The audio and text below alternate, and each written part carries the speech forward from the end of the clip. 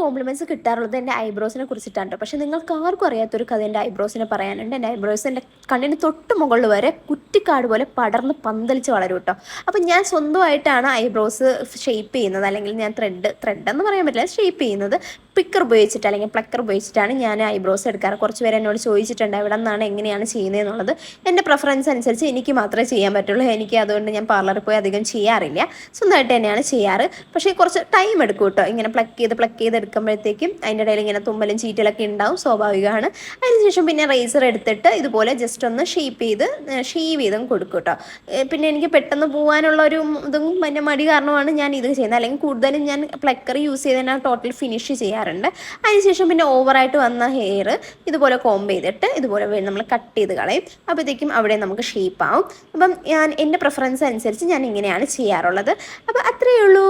By.